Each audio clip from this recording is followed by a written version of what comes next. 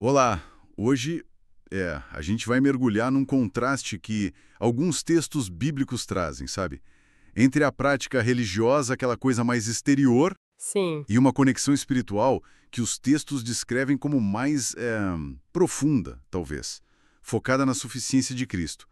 Temos aqui Ezequiel 33, Apocalipse 3. textos bem fortes, né? Exato. E a nossa ideia aqui é tentar entender a perspectiva desses textos.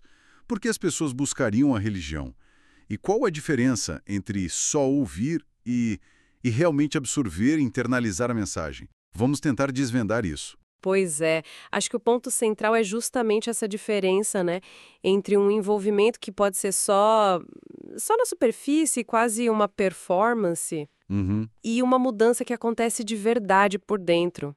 O texto de Ezequiel 33, ali pelos versículos 30 a 33, acho que é um ótimo começo para a gente pensar nisso. Sim, sim. Ezequiel descreve um pessoal que se junta, ouve o profeta falar, mas assim, não põe em prática. Nada, né? Nada.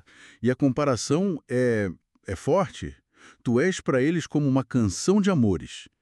Ouvem as tuas palavras, mas não as põem por obra. Quer dizer, o som agrada, a voz é bonita. Uma coisa estética, quase. Isso, mas não transforma. Fica só no ouvir. E é interessante a motivação que o texto aponta, né? Diz lá: com a sua boca professam muito amor, mas o seu coração vai após o seu lucro. Ah, tá aí o ponto. É. A análise que a gente tem sugere que essa aparência de religiosidade pode muito bem existir junto com intenções que, bom, não tem nada a ver com a mensagem espiritual em si. É descrito como algo exterior mesmo, não o que o texto chama de adoração ressuscitada, que parece ser algo mais vital, nascido de uma transformação real. E essa análise vai buscar uma origem para isso. Lá no Éden, simbolicamente. A ideia de Adão e Eva se cobrindo com folhas de figueira. Uhum. É vista como a primeira tentativa humana de, resolver o próprio problema. Criar uma aparência aceitável por conta própria, entende? Entendi. E isso é contrastado com o que Deus faz depois, né? Exato. Que é dar as vestes de peles. E, segundo a interpretação da fonte, isso já apontaria para um sacrifício, para a ideia da suficiência de Cristo. Exato. Então, a religião como uma construção humana poderia surgir daí, do desespero, da busca por aceitação, status, ou até só para cumprir tabela, né? Mas desconectada dessa provisão divina. E aí que a coisa fica bem interessante. Quando a gente vai para o Apocalipse 3, versículo 17, critica aquela mentalidade, sabe? Rico sou e de nada tenho falta. Autossuficiência. Total. Só que aí vem a avaliação divina no texto.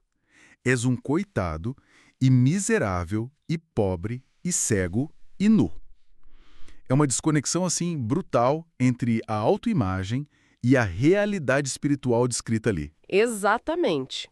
E a fonte liga essa cegueira espiritual direto com a pobreza de coração. A pessoa acha que está bem, seja materialmente ou por achar que controla a vida. Uhum. Mas isso, na verdade, estaria escondendo a real condição espiritual dela. Essa percepção de que eu me basto impede de ver a necessidade, né? Pois é, mas o texto não para só na crítica, né? O versículo 18 traz um conselho. Sim, oferece uma saída. Isso. Aconselho-te que de mim compres ouro provado no fogo, roupas brancas e colírio. O que seria isso nessa interpretação? Então, segundo a análise, o ouro provado no fogo seria a justiça divina, a riqueza real que vem pelo sacrifício de Cristo. Certo. Ênfase é que isso não é algo que a gente conquista com nosso esforço, sabe? Não é uma colaboração. É descrito como uma ação puramente divina, que a gente recebe pela fé, monérgica, não sinérgica. Faz sentido. E voltando para aquela imagem da canção de amores de Ezequiel, a ideia que o texto passa é que muitos podem buscar na religião só palavras agradáveis, né? Um conforto meio superficial. Um falso conforto, talvez. Isso, que não gera mudança de verdade. E aí pode acabar naquela vida dupla. Um jeito na igreja, outro completamente diferente fora dela. O que levanta a questão da coerência, né? A fonte atribui isso a uma contradição lá no fundo, a tensão entre o que a pessoa diz crer e o que o texto chama de natureza pecaminosa que ainda está ali no coração. Por isso a conclusão enfática da análise é sola gratia, né? Somente a graça. reforçando que a solução não está no esforço religioso da pessoa, mas só na ação de Deus. Então, resumindo o que a gente viu, a análise traça uma linha bem clara, né? De um lado, a prática religiosa como esforço humano, que às vezes é superficial ou até um auto-engano. Exato. E do outro, uma transformação espiritual que é vista como obra divina, algo que se recebe, não que se faz por merecer. Perfeito. A perspectiva aqui é que a aparência, a forma exterior da devoção, não garante a realidade espiritual por dentro. A casca não assegura o conteúdo. Fica, então, uma reflexão baseada nessa análise que a gente fez.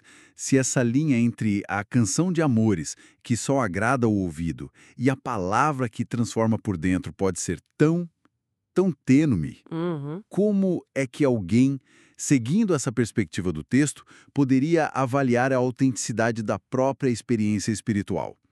Ir além das formas, das práticas exteriores. Fica aí para a gente pensar.